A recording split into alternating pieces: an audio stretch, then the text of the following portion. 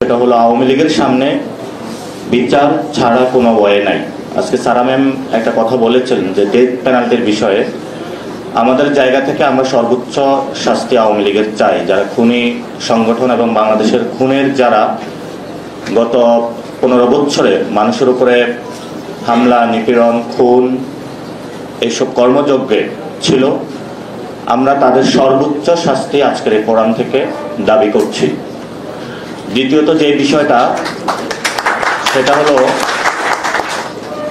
আওয়ামী লীগের প্রশ্নে বা বাংলাদেশের বিচারের প্রশ্নে ছাত্র জনতার যে গণ অভ্যুত্থানের সরকার গঠন হয়েছে, এই সরকারের প্রথম কাজ হলো আওয়ামী লীগকে একটি বিচার প্রক্রিয়ায় নিয়ে আসা। 5 থেকে 8 তারিখের মধ্যে যখন সরকার গঠন হয়েছিল, বিভিন্ন রাষ্ট্রের উদাহরণ, যেটা ওবায়দুল কাদের বলেছিলেন, এই সরকার যদি ক্ষমতা থেকে যায়, অর্থাৎ প্রিভিয়াসলি আওয়ামী লীগ গভর্নমেন্ট, তাদের লাখ লাখ নেতাকর্মী নিহত হওয়ার উনি আশঙ্কা করেছিলেন। 5 থেকে 8 তারিখে যখন আমরা সরকার প্রক্রিয়া গঠনের মধ্যে যাই, সেখানে আমরা দেখেছিলাম ছাত্র জনতা যখন সরকার গঠন করেছিল, সেখানে আমরা প্রথমেই হত্যাযজ্ঞ ঠেকিয়েছি। কেন ঠেকিয়েছি? কারণ আমরা চাই বাংলাদেশে গত 53 বছরে যে বিচারহীনতার যে সংস্কৃতি রয়েছে, সেটা থেকে বেরিয়ে এসে একটি নতুন সংস্কৃতি বাংলাদেশে চালু করার জন্য আমরা সেটাতে সক্ষম হয়েছি। বিভিন্ন জায়গায় মব জাস্টিস হয়েছে, আমরা সেটাও বন্ধ করতে সক্ষম হয়েছি। এর মধ্যে কিছু কিছু মব জাস্টিস এখনো চলমান রয়েছে, আমরা প্রতিনিয়ত সেই বিষয়ে কার্যকরী পদক্ষেপ গ্রহণ করছি, যাতে বাংলাদেশে কোনো ধরনের মব ট্রায়াল বা জাস্টিসের মধ্য দিয়ে কোনো মানুষকে বিচারহীনতার সংস্কৃতির মধ্যে ঠেলে দেওয়া না হয়। তাহলে বর্তমান সরকারের এই ইন্টারিম গভর্নমেন্ট যদি আওয়ামী লীগ প্রশ্নে কোনো ক্ষেত্রে ধীরগতি বা নীরবতা অবলম্বন করে, তাহলে হয়তো বা জনগণ আবার রাজপথে নিজেদের হাতে আইন তুলে নিতে বাধ্য হবে। তো সেই পরিস্থিতির দিকে যদি বাংলাদেশ যায়, তাহলে আমরা মনে করি এখানে একটি সিভিল ওয়ার হওয়ার সম্ভাবনা রয়েছে। অনেকেই এখন বলছেন যে তাহলে তারা কি টুঙ্গিপাড়া যাবেন? আপনারা দেখেছেন ধানমন্ডির 32 যে একটি ইনসিডেন্ট হলো, এরপরে যদি এই ধরনের ইনসিডেন্ট সামনে বাংলাদেশে আসে, আমরা মনে করি যে বাংলাদেশের মানুষের মধ্যে নতুন একটি সংকট সৃষ্টি হবে। সেটা থেকে বের হবার জন্য যারা বর্তমান উপদেষ্টা পরিষদে রয়েছেন, ওনাদের চামড়াটা ঠিক গন্ডারের চামড়ার মতো। ওনাদের যখন 6 মাস আগে কোনো কিছু বলা হয়, সেই কাজটা 6 মাস পরে দেখা যায়। এই যাদের চামড়াগুলা গন্ডারের মতন, তাদেরকে আমরা বলবো চামড়াগুলো একটু পাতলা করুন। আপনারা যদি আওয়ামী লীগ প্রশ্নে, বিচার প্রশ্নে যদি নীরব থাকেন, মানুষ আবারই রাজপথে নেমে আসতে বাধ্য হবে। এবং আপনাদেরকে অনেক আশা আকাঙ্ক্ষা নিয়ে বাংলাদেশের মানুষ সরকারে বসিয়েছে, কিন্তু আপনারা যদি মনে করেন ওই সচিবালয় বা আপনাদের প্লেসগুলো কোনো লাক্সারি স্যুট বা হোটেল রুম মনে করেন, তাহলে মানুষের সামনে ভুল করবেন। মানুষ এখনো রাজপথে আছে, মানুষ এখনো বিভিন্ন জায়গায় সক্রিয়, তাদের জায়গা থেকে আমাদের সাথে তাদের সাথে যোগাযোগ আছে। আমরা অনেক ক্ষেত্রে মানুষকে নিবৃত্ত করে রাখছি, এই জন্য যে বাংলাদেশের বিচার বিভাগের যে দীর্ঘদিন ধরে স্বাধীনতার কথা বাংলাদেশের মানুষ বলে আসছে, বিচার প্রক্রিয়ার কথা বলে আসছে, এই 24 গণ অভ্যুত্থান পরিবর্তিত সময়ে আমরা সেখানে একটি সুযোগ পেয়েছি। আমাদের সম্মানিত টিচার আসিফ স্যার আইন উপদেষ্টা হয়েছেন। উনি ভার্সিটিতে স্টুডেন্টদের সামনে অনেকগুলো বড় বড় কথা বলতেন, কিন্তু যখনই উনি চেয়ারে বসে গেছেন, ওনার চেয়ারের গদিটা অনেক মোটা হয়ে গিয়েছে। সো আমরা যারা আইন মন্ত্রণালয়ে রয়েছেন, বিভিন্ন পুলিশে রয়েছেন, ফ্যাক্টস ফাইন্ডিং যারা রয়েছেন, আমরা সেই সংস্থাগুলোকে এবং যারা দায়িত্বে রয়েছেন, আমরা তাদের জায়গাতে বলবো, জনতা আপনাদেরকে যে দায়িত্ব দিয়েছে সে দায়িত্ব পালন করতে আপনারা বাধ্য। এখানে অবাধ্য হওয়ার কোনো সুযোগ নাই। যদি মনে করেন অবাধ্য হবেন, কোনো কানাগলি দিয়ে পার পাওয়ার চেষ্টা করবেন, কোনো রাজনৈতিক দলের সাথে সমঝোতা করে নেক্সট গভর্নমেন্টে আসার একটু পথ পরিষ্কার করবেন, এই সুযোগ আপনাদেরকে বাংলাদেশ আর দিবে না। কারণ আপনারা যে চেয়ারটায় বসেছেন সেটা শহীদ মিরাজের যারা রক্ত দিয়েছে তাদের রক্তের উপরে মানিয়ে ওই চেয়ারে আপনারা বসেছেন। তাহলে আমাদের জায়গা থেকে আমরা এখনো কেন ধৈর্য ধারণ করছি? আমরা আমাদের জায়গা থেকে এখনো ধৈর্য ধারণ করছি এই জন্য যে বাংলাদেশের বিচারহীনতার যে সংস্কৃতিটা রয়েছিল, বিচার বিভাগ পুরোটাই ধসে পড়েছে। কোন সংস্থান বা প্রতিষ্ঠান পুলিশি যে ফ্যাক্টস গুলো রয়েছে সেগুলোকে শেখ হাসিনা নাই করে দিয়েছিল, এবং বিভিন্ন জায়গায় যখন তদন্ত কমিশন যাচ্ছে সেখানে কোনো ধরনের ডকুমেন্টস তারা পাচ্ছে না।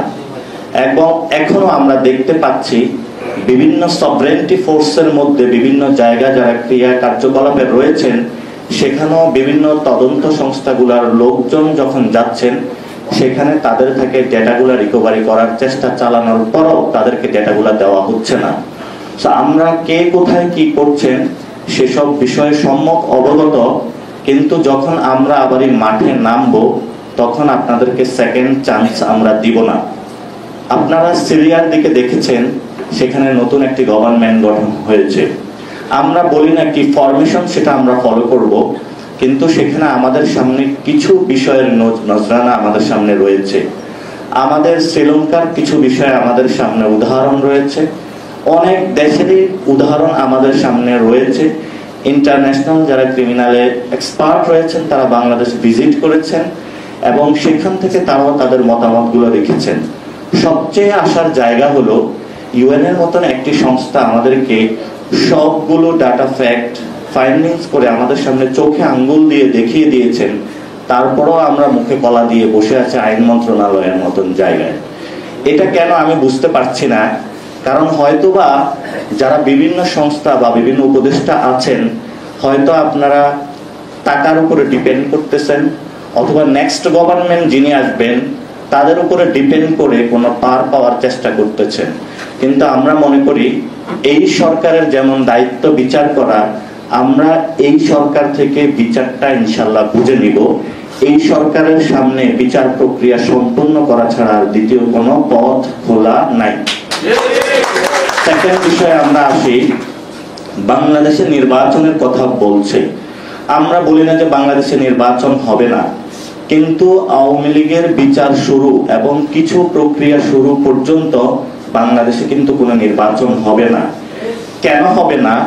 কারণ আওয়ামী লীগের বিষয়ে, খুনি হাসিনা বিষয়ে যদি কোনো সুরাহা বাংলাদেশে না হয়, তাহলে আমরা যদি কোনো নির্বাচন প্রক্রিয়ায় অংশগ্রহণ করি সেই নির্বাচন প্রক্রিয়া সুষ্ঠুভাবে বাংলাদেশে হবে না। আমরা নির্বাচন প্রক্রিয়া যদি অংশগ্রহণ করি, বিচারালয়ের সংস্কার, পুলিশের সংস্কার, অন্যান্য বাহিনীর সংস্কার এবং এই যারা উপদেষ্টা পরিষদে বসে রয়েছেন তাদের যদি মেন্টাল বা ব্রেইনের সংস্কার আমরা করতে না পারি, তাদেরকে যদি বিপ্লবী চেতনাতে আমরা ফিরিয়ে না নিয়ে আসতে পারি, তাহলে আমরা মনে করি আগামীতে রক্তের উপরে দাঁড়িয়ে যে সরকার, সেই সরকারের দ্বারা একটি সুষ্ঠু নির্বাচন হবে না। কারণ আগামীর যে ডেমোক্রেটিক প্রসেসে আমরা যাচ্ছি সেই প্রসেসটা 53 বছর থেকে পরিবর্তিত একটি নতুন প্রসেসের মধ্যে আমরা যাচ্ছি। তা আপনারা যদি নিছক মনে করেন আগের কয়েকটা ইলেকশনের মতন এটাও একটা ইলেকশন, আগের কয়েকটা হলো দলের সাথে একটু প্রক্রিয়া বা সমঝোতা করে নতুন ভাবে ক্ষমতায় যাওয়ার একটু চেষ্টা, আমরা বলবো এটা এবার হবে না। এখন আমরা বাংলাদেশের জাতীয় নাগরিক কমিটি কিছু জায়গায় বুঝাচ্ছি, আমরা ছোট ছোট আমাদের সমর্থন মধ্যে নাগরিকদেরকে সংগঠিত করার চেষ্টা করছি, কিন্তু আপনাদেরকে মনে রাখতে হবে জনগণ আপনাদের থেকে এই বিষয়টা বুঝে নেবে। নাগরিক কমিটি যে একমাত্র বুঝে নিতে পারবে, হয়তোবা তাদের ওই সমর্থন নাও থাকতে পারে, কিন্তু ভোট চাইতে তো মাঠে যাবেন, মাঠের পরিস্থিতি একটু পর্যবেক্ষণ করে দেখবেন। গত কয়েকদিন বিভিন্ন জায়গায় ফেসবুকে যারা আমার ফ্রেন্ড সার্কেল বিভিন্ন জায়গায় এবং বিভিন্ন যারা সিনিয়র সিটিজেন ট্যাগ করে জিজ্ঞেস করতেছেন যে বাংলাদেশে অসম্ভব হারে চাঁদাবাজি হলো বৃদ্ধি পেয়েছে, বাংলাদেশে অসম্ভব হারে টেন্ডারবাজি বৃদ্ধি পেয়েছে, জনগণের নাভিশ্বাস উঠেছে, ট্রাফিক জ্যামের খুবই বাজে অবস্থা ঢাকা সিটিতে। আমাদের ঢাকা সিটিতে 24-এর গণ অভ্যুত্থান পরবর্তী সময়ে ন্যূনতম কোনো পরিবর্তন আমরা দেখি নাই। অনেকেই বিভিন্ন রাজনৈতিক দল প্রিভিয়াসলি করেছেন, পরে বিভিন্ন সময়ে সময়ের বাঁকে সিভিল সোসাইটি করেছেন, এখন উপদেষ্টা পরিষদে আছেন। রাজনৈতিক বোধ সম্পন্ন আমরা আপনাদেরকে এখনো মনে করি, বোধ হারাবেন না। মানুষের সামনে খুব বাজে অবস্থা যাচ্ছে, আইন শৃঙ্খলার চরমভাবে অবনতি হয়েছে, দ্রব্য মূল্যর অনেক বেশি মানুষকে এফেক্ট করছে। যদি এই জায়গাগুলো সমাধান না করতে পারেন তাহলে ভবিষ্যতে আপনাদের সামনে কপালে অনেক দুর্গতি রয়েছে। সম্মান আপনারা পেয়েছেন, সম্মান আপনারা হারাবেন না। আমাদের সামনে বিচার, সংস্কার, গণপরিষদ নির্বাচন, নতুন সংবিধান, এই কয়েকটি বিষয় ছাড়া নতুন সামনে কোনো পথ আমাদের নাই। এগুলোর সুরাহা এবং সমাধান করেই আমাদেরকে সামনে যেতে হবে। এই জন্য জাতীয় নাগরিক কমিটি পুরো বাংলাদেশে ঐক্যবদ্ধ হচ্ছে। ছাত্রদের একটি দল এই মাসে আমরা আশা করি নিয়ে আসতে পারবো, যেই দলের এজেন্ডাগুলোর মধ্যে থাকবে জাস্টিস, রিফর্মস এবং একটি গণপরিষদ নির্বাচনের মাধ্যমে নিউ কনস্টিটিউশন মানুষকে উপহার দেওয়া। সারা ম্যাম আছেন, অনেকেই কথা বলতে পারে কেন আমরা ৭২-এর সংবিধান বিরোধিতা করি। কারণ ৭২-এর এই সংবিধান দিয়ে গত ৫৩ বছরে কেন আমাদের খুনগুলো আপনারা বন্ধ করতে পারলেন না? ৭২-এর সংবিধানের মধ্য দিয়ে কেন আমাদের বাংলাদেশের ল্যান্ডের মধ্যে ইন্ডিয়ার মতো একটি শক্তিশালী রাষ্ট্র জনগণের উপরে চেপে বসতে পারে? এই ৭২-এর সংবিধানের কারণে আমাদের গত ২০০০ মানুষকে শহীদ করা হয়েছে। এই ৭২-এর সংবিধানের মধ্য দিয়ে আমাদের জীবন, যৌবন সবকিছু আমাদের কেড়ে নেওয়া হয়েছে। এই বিষয়গুলো আপনারা গত ৫৩ বছর স্পষ্ট করতে পারেননি বলে আজকে আমরা এই জায়গায় উপনীত হয়েছি। আমরা এই সংবিধান মানি না, আমরা একটি নতুন সংবিধান চাই, সেটা অবশ্যই গণপরিষদের মধ্য দিয়ে। যেই সংবিধানে ৭২-এ বাংলাদেশের অধিকাংশ মানুষকে যেমন খারিজ করা হয়েছিল, দিল্লির এজেন্ডা বাস্তবায়ন করেছিল, আমাদের যে স্বাধীনতার ঘোষণাপত্র সেটা থেকে নতুন ভাবে বাংলাদেশকে একটি বিপদে ঠেলে দেওয়া হয়েছিল, আমরা সেই ঘোষণাপত্রে ফিরতে চাই। সাম্য, মানবিক মর্যাদা এবং ন্যায় বিচারের একটি রাষ্ট্র কায়েম করতে চাই। এই লড়াইয়ে সবাইকে অংশীজন হওয়ার জন্য আহ্বান জানিয়ে আমি আমার বক্তব্য শেষ করছি।